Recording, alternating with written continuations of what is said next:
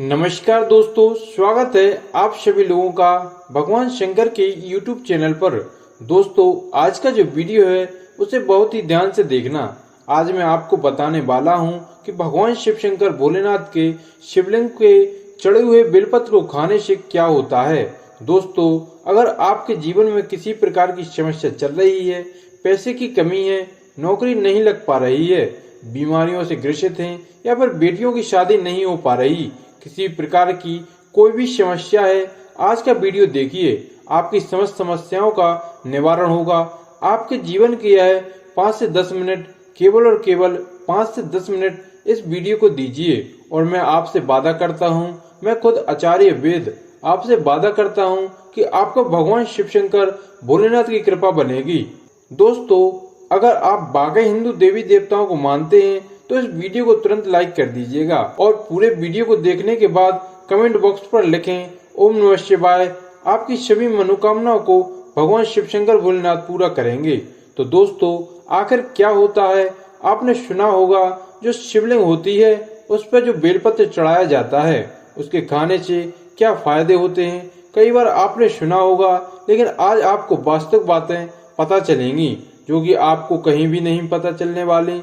लाखों करोड़ों रुपए खर्च कर देंगे, आपको पूरे YouTube में यह बात पता नहीं चल पाएगी। तो वास्तव में आप जब शिवलिंग पर बेलपत्र चढ़ाते हैं तो यह बेलपत्र कोई साधारण बेलपत्र नहीं रह जाता, बल्कि वह साक्षात शिव शंकर भोलेनाथ का प्रसाद बन जाता है। तो दोस्तों, यह वीडियो अपने फायदे के लिए ध्यान से सुनना और ध्यान से देखना। आपको बता दूं कि हमारे धर्मशास्त्र में कहा गया है कि शिवलिंग पर चढ़ा बेलपत्र 6 महीने तक बासी नहीं मानी जाती।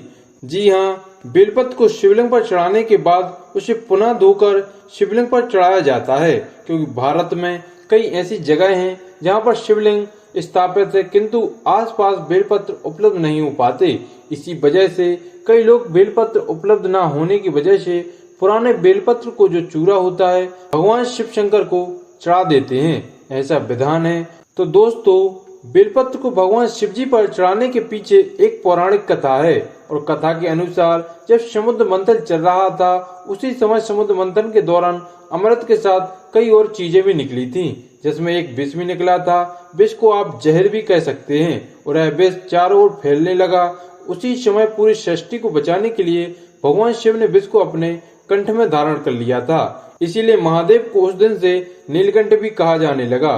परंतु विष के प्रभाव से भगवान शिव शंकर के शरीर में ताप बढ़ने लगा, जिसकी वजह से आसपास का वातावरण जलने लगा और वहां देवी देवताओं ने प्राचीन सलाहकारों से सलाह ली कि भगवान शिव शंकर को इस विष से कैसे बचाया जाए।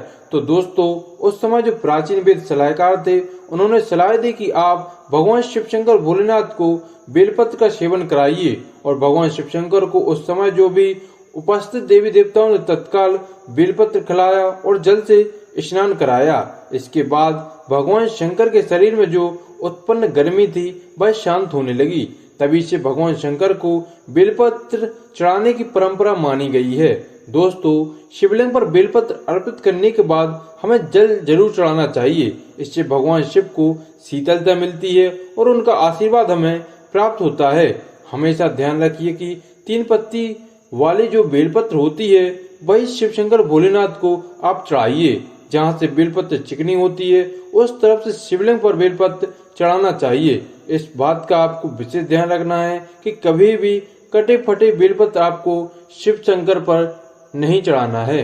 इसके पीछे भी एक कथा है, क्योंकि जब भगवान शंकर जी ने जो है गणेश जी का सिर खंडित कर दिया था, तभी से भगवान शिव शंकर भोलेनाथ ने संकल्प लिया था कि कभी भी मुझे खंडित चीज नहीं चढ़ाई जाए और ना ही अर्पित की जाए। तब से कभी भी भगवान शंकर को कोई चीज खंडित नहीं चढ़ाई जाती, चाहे वो बेलपत्र ही हो। दोस्तों, आप वीडियो को लाइक करते हुए चलिएगा और वाकई में भगवान शिव शंकर भोलेनाथ की कृपा चाहते हैं तो चैनल को सब्सक्राइब कर लीजिए, क्योंकि हमारे चैनल के माध्यम से प्रत्येक दिन आपको ऐसी जानकारी दी जाएगी कि जो आपके दैनिक जीवन में आपका जानना अत्यंत आवश्यक है। और हिंदू भाइयों को यह वीडियो शेयर भी कीजिएगा। तो दोस्तों, हम थे, अगर शिवलिंग पर प्रतिदिन बेलपत्र चढ़ाएं तो सभी प्रकार की समस्याएं आपकी दूर हो जाएंगी। भगवान शिव शंकर के भक्तों को पैसों की चिंता नहीं रहती। जो बेलपत्र को तिजोरी में रखता है उसकी तिजोरी में बरकत आती है। पैसों की समस्या खत्म हो जाती है। दोस्तों आप इस वीडियो को ध्यान से देखते रहिएगा, आपको बेलपत्र से जुड़ी संपूर्ण जानकारी प्राप्त होगी। साथ ही यह जानकारी हमारे हिंदू भाइयों को जानना अत्यंत आवश्यक है। तो दोस्तों वीडियो में जो जानकारी बताई जा रही है वह जानकारी आप लाखों करोड़ों रुपए खर्च करके भी कभी भी कहीं नहीं प्राप्त कर पाएंगे, ना यूट्यूब पर पाएंगे। कितना भी वीडियो देख लीजिए, इस प्रकार की जानकारी आपको नहीं मिलेगी। इसीलिए आप सभी दर्शकों से हाथ जोड़ करके प्रार्थना है, इस वीडियो को ज्यादा से ज्यादा लोगों तक पहुंचा दीजिए। जी हाँ दोस्तों, मैं कहना चाहूंगा कम से कम आप 10 से 15 लोगों को तक यह वीडियो शेयर कीजिएगा, ताकि आप भी हिंदू भाइयों के सौभाग्य तुल्य काम कर सकें। दोस्तों इस प्रकार की जानकारी बहुत ही अनमोल होती है, बाद में चलकर यह जानकारी हमारे लिए काफी फायदेमंद साबित होती है। तो आइए जानते हैं बेलपत्र संबंधी कुछ विशेष जानकारी। तो दोस्तों हम आपको बता दें, प्राचीन पुराणों में बताया गया है कि कुछ विशेष समय होता है जिसमें बेलपत्र को कभी नहीं तोड़ना चाहिए। जी हाँ दोस्तों, कुछ ऐसी विशेष तिथि होती हैं जिनको बेलपत्र को आपको कभी नहीं तोड़ना चाहिए। जैसे कि हमारे धर्मशास्त्र में कहते हैं कि बेलपत्र को हमेशा चतुर्थी, अष्टमी, नवमी, दशमी, अमावस्या और पूर्णिमा व मकर संक्रांति की तिथि में आपको कभी नहीं तोड़ना चाहिए। साथ में सोमवार के दिन बेलपत्र को कभी नहीं तोड़ना चाहिए, क्योंकि विशेषकर बेल के पेड़ पर बेलपत्र में भगवान शिव शंकर सोमवार के दिन वास करते हैं, क्योंकि बेलपत्र के संपूर्ण हिस्से में शिव शंकर का वास माना जाता है। इसके मूल अथवा जड़ में ब्रह्मा जी का वास होता है एवं बेल पेड़ के मध्य में भगवान विष्णु का वास माना जाता है। दोस्तों आपको बता दूं, जो बेलपत्र होता है उसकी पत्तियों में शक्ति मानी जाती है, अर्थात सभी हमारे देवी देवताओं की शक्ति होती है वो उसके अंदर समाहित होती है। ये आपको सोमवार के दिन बेलपत्र नहीं तोड़ना चाहिए। इसके अलावा प्रतिदिन दोपहर 12 बजे के बाद बेलपत्र कभी नहीं तोड़ना चाहिए, यह हमारे धर्म शास्त्रों में लिखा है। और यदि आप फिर भी 12 बजे के बाद बेलपत्र तोड़ते हैं तो इससे आपको पाप लगना निश्चित है। दोस्तों वीडियो को जरूर लाइक करते चलिएगा। आपको विशेष जानकारी बता रहे हैं, कमेंट बॉक्स पर जरूर लिखिएगा। आपकी मन्नत है, आप जो चाहते हैं आपकी मनोकामना पूरी होगी, तो कमेंट बॉक्स में भगवान शंकर की जय हो, ओम नमः शिवाय अवश्य लिखें। तो दोस्तों अब प्रश्न आता है कि बेलपत्र की उत्पत्ति कैसे हुई। आइए जानते हैं। इसका स्कंद पुराण के अनुसार एक बार माता पार्वती जी के पसीने की कुछ बूंदें मध्यांजल पर्वत पर गिरी, इससे वहां पर पौधा उगाया जो बाद में बेलपत्र के नाम से जाने लगा और बेलपत्र के रूप में पूजनीय हो गया। तो आइए वीडियो को में जानते हैं बेलपत्र को खाने के क्या फायदे हैं। दोस्तों बहुत ही सुंदर वीडियो है, बहुत ही महत्वपूर्ण जानकारी है, पूरा वीडियो देखिएगा। आधा अधूरा ज्ञान हमेशा लाभदायक नहीं होता। देखिए, जब बेलपत्र को भगवान शिव शंकर की शिवलिंग पर चढ़ाते हैं तब वह बेलपत्र एक बेलपत्र नहीं रह जाता, बल्कि वह भगवान शंकर का प्रसाद बन जाता है, जो कि असाध्य बीमारी को दूर करने में, आपकी पीड़ा को हरने में एवं जीवन में चल रही सारी समस्याओं को दूर करने में समर्थवान है। क्योंकि बेलपत्र को भगवान के प्रसाद स्वरूप माना जाता है, इसलिए वह आपके लिए अमृत जैसा बन जाता है। तो आखिरकार शिवलिंग पर चढ़े बेलपत्र को खाने से क्या लाभ मिलता है, क्या बदलाव आते हैं हमारे जीवन में, इसके बारे में जानेंगे। हमारे जीवन में इसके बारे में जानेंगे कि यूट्यूब चैनल हमारा चैनल नहीं बल्कि सभी दर्शकों का चैनल है, सभी हिंदू भाइयों का चैनल है। जो चैनल को सब्सक्राइब करके हमें सपोर्ट जरूर कीजिए और हमारे मनोबल को जरूर बढ़ाइए। कमेंट बॉक्स में ओम नमः शिवाय लिख दें। दोस्तों शिव जी के शरीर पर चढ़े बेलपत्र को खाने से सभी प्रकार के रोग दोष दूर हो जाते हैं। शरीर में जितने भी रोग होते हैं, अगर आप बेलपत्र नियमित रूप से खाते हैं तो आप रोगों से बचते रहेंगे।